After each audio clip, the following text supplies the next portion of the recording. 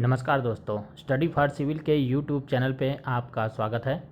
आज हम modern India से 5 प्रश्नों की चर्चा करेंगे। यह 5 प्रश्न प्रारंभिक परीक्षा की दृष्टि से महत्वपूर्ण होंगे।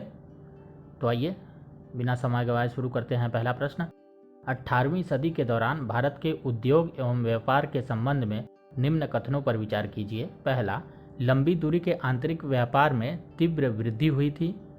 दूसरा, यूरोप के साथ व्यापार में पहले की अपेक्षा वृद्धि हुई। तीसरा, शहरी उद्योगों में गिरावट की प्रवृत्ति दिखाई देती है। उपर्युक्त कथनों में से कौन सा सही है बताना है। केवल एक, केवल दो और तीन, केवल एक और तीन।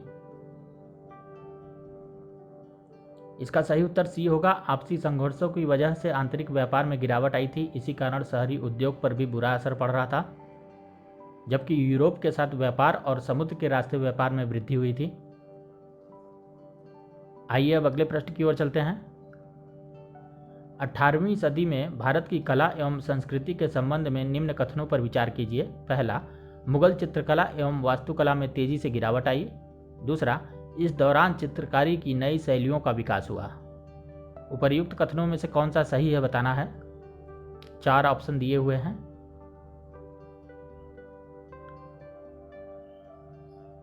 इसका सही उत्तर सी होगा। इस दौरान चित्रकारी की नई शैलियों का विकास हुआ, जैसे कांगड़ा और राजपूत शैली।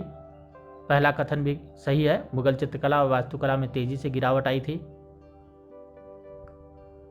अगले प्रश्न की ओर चलते हैं।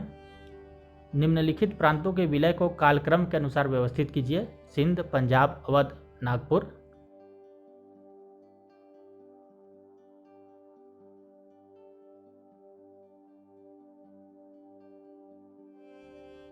इसका सही उत्तर बी होगा।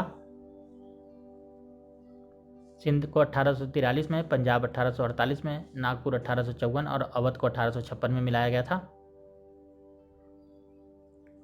चार्ल्स नेपियर ने 1843 ईस्वी में एक संक्षिप्त अभियान के बाद सिंध का अधिग्रहण कर लिया था।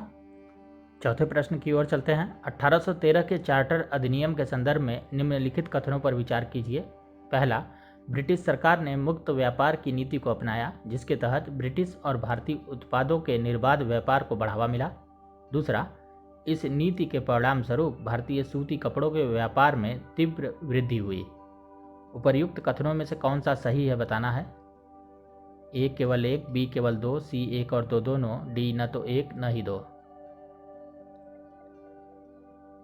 इसका सही उत्तर डी होगा। ब्रिटिश सरकार ने मुक्त व्यापार की नीति को अपनाया, जिसके तहत सिर्फ ब्रिटिश उत्पादों के निर्बाध व्यापार को बढ़ावा मिला था, भारतीय उत्पादों को नहीं, जिसके परिणाम स्वरूप भारतीय सूती कपड़ों के व्यापार में तीव्र गिरावट हुई थी।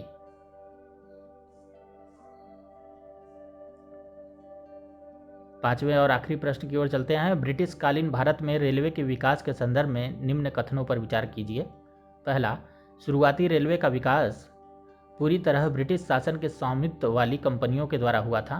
दूसरा, रेलवे के विकास में बड़ी मात्रा में भारतीय पूंजी लगी हुई थी। तीसरा, रेलवे की योजना भारत की आर्थिक और राजनीतिक हितों को ध्यान में रखकर तैयार की गई थी। उपर्युक्त कथनों में से कौन सा सही है बताना है। इसका सही उत्तर डी होगा। उपर्युक्त में से कोई नहीं। शुरुआती रेलवे का विकास प्राइवेट कंपनियों द्वारा किया गया था, जिसमें भारतीय पूंजी नहीं लगी थी। दोस्तों, आपको हमारा यह वीडियो कैसा लगा कमेंट बॉक्स में ज़रूर बताएं। यदि कोई सुझाव हो तो हमारे टेलीग्राम चैनल पर साझा करें। हम आपके लिए बेहतर और प्रामाणिक कंटेंट लाने के लिए निरंतर प्रयासरत हैं। चैनल को लाइक और सब्सक्राइब जरूर करें ताकि हमारे लेटेस्ट वीडियो आप तक पहुंच सके। Thank you.